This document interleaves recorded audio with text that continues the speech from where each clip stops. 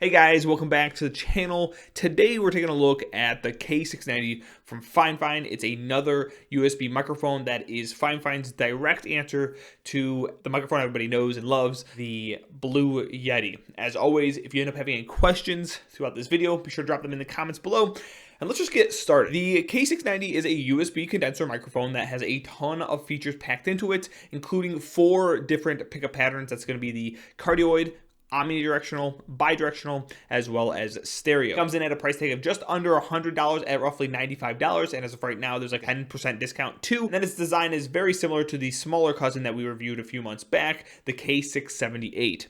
It has an all-black semi-gloss finish, and while I personally love the look of it, it does also have a knack for hanging on to your fingerprints. And so if you are someone who finds that bothersome, you'll definitely want to keep the touching to a minimum, or at least have a microfiber cloth nearby to make sure you can clean this whenever you do touch it. The build quality is top notch, and almost the entire microphone is going to be made of metal, including its nice and sturdy stand. The stand connects to the microphone with 2 thumb screws along with rubber gaskets in between to help prevent desk vibrations from causing distortion in the audio. On the bottom of the stand, you'll find 5 rubber feet, and now is also a good time to mention that when I was actually pulling this out of the box, 3 of those 5 rubber feet popped off. I was able to slap them back on, but they do come off pretty easily. And so if you decide you want to pick up this microphone, just keep in mind you might have to put those feet back on after you pull out of the box, or if you're moving around, you just want to keep an eye on those feet. Otherwise, they keep the microphone from moving easily on the desk. As you can see, I'm pushing a little bit.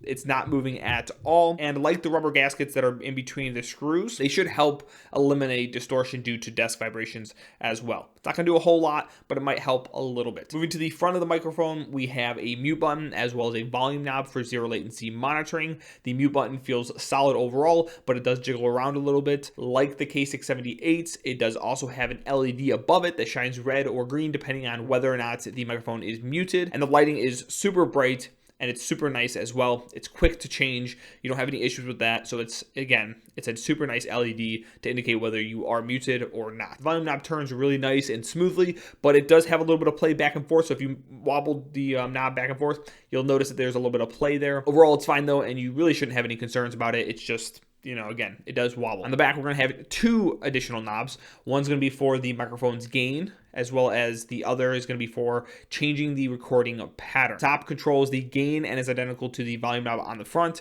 It turns super smoothly and it has a bit of play as well. The bottom knob, on the other hand, controls the recording pattern, as I just mentioned. For me, I kind of wish that there was a better texture on this knob, as it's actually a pretty hard knob to turn. Now, the good part about that is that you won't accidentally switch the mode while you're using it by accidentally just bumping it. And you do have like a nice satisfying click when you have changed the mode. It's just really kind of hard to change it when you are, and it's hard to kind of get a grip on it, especially if your fingers are at all sweaty or anything like that. So it would have been nice to have a little bit better of a texture on there, but again, it does what it's supposed to do, not move when it's not supposed to move, and it changes, the different patterns as you decide you want to change them. Moving to the bottom of the microphone, we're going to find 3 things: an audio port for zero latency monitoring, a mini USB port for powering it, and then a threaded hole for attaching the microphone to a boom arm if you decide you want to add it to a boom arm down the road. The zero latency monitoring is always going to be a great feature and a welcome feature on a microphone of this caliber, and it's going to be great for those of you guys who plan on streaming.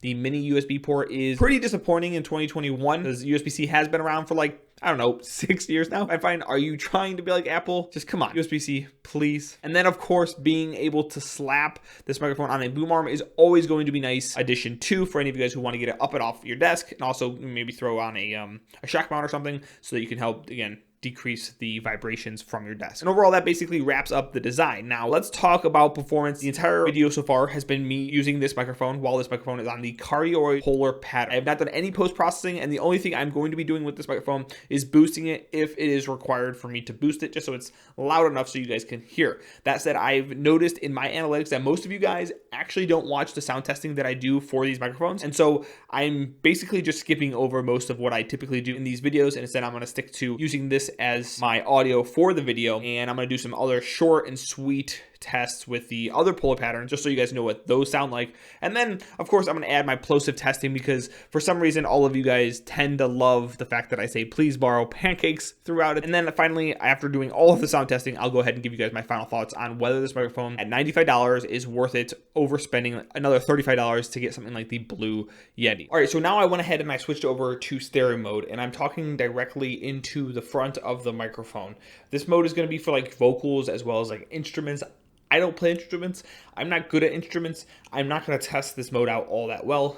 I can do some clicks back here. I don't know if you guys are hearing that, how it sounds. It's supposed to be able to pick up, you know, again, instruments as along with my vocals. Again, this is the statement I'm doing for the test on this alone. So now I switched on over to the Omnidirectional mode, and this mode's going to be for like a multi-person podcast or for like conference calls, that kind of stuff. You guys can kind of hear I'm talking to the front right now, but I'm going to sit here, I'm going to slowly rotate this. Hopefully it doesn't cause too much distortion, but I'm talking from the one side now, and then I am now talking from the back, and now I'm talking to the other side. So theoretically, it's going to pick up the same sound from every single side, because it's omnidirectional, and that's how it should work. But again, you guys will be able to hear for yourself. We now went ahead and switched over to the bi-directional mode, and this is going to be more for like a podcast between two different people. So me and then somebody sitting over on this side from the front as well as the back. And theoretically, you should be able to hear the same from the front as you do from the back. So I'm talking to the front right now. I'm going to switch over to the back right now. Now I'm talking into the back of it, and this is what it sounds like from the back. So you guys heard it from the front. Now you're hearing it from the back. And if you guys can determine whether or not it sounds good to you. All right, so I went ahead and I set it back to Cardioid mode, and this is the mode you guys have been listening to throughout this entire video thus far. So you guys kind of already have an idea. So instead of just saying and talking into it to give you guys an idea what it sounds, I'm going to type on my keyboard, which I have right here, which is the Rocket TKL Pro, not plugged in anything, but you guys can still hear the sound. And then we're going to also do some plosive testing because I know you guys love hearing about pancakes. So I'm going to try to type right now. Hey, how are you guys doing? It's super hard to type and talk, at least in my opinion. So this is me typing on my keyboard and what it sounds like. So now that we've done the typing test, let's go ahead and do some plosive testing. Please borrow pancakes. Please borrow pancakes. Please borrow pancakes.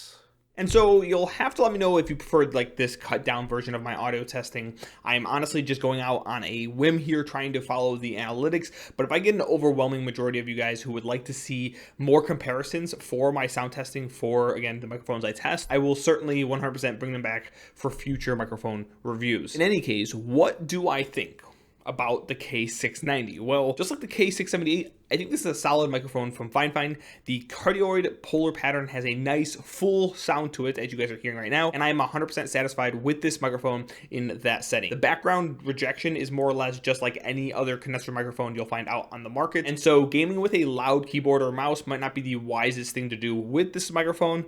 Of course, this is more of a condenser microphone issue than it is a, FIFINE K690 issue in general. The other modes are okay at best, and I think for like a budget podcast, the bi-directional or the omnidirectional modes are usable, but they certainly drop a lot of that like nice full sound that you'll get in the cardioid mode. Anyway, that's going to be it for me today. Let me know what you guys think of the microphone down in the comments below. Like the video if you ended up liking it, and subscribe if you want more. I hope you guys have a fantastic rest of your day, and I'll see you soon.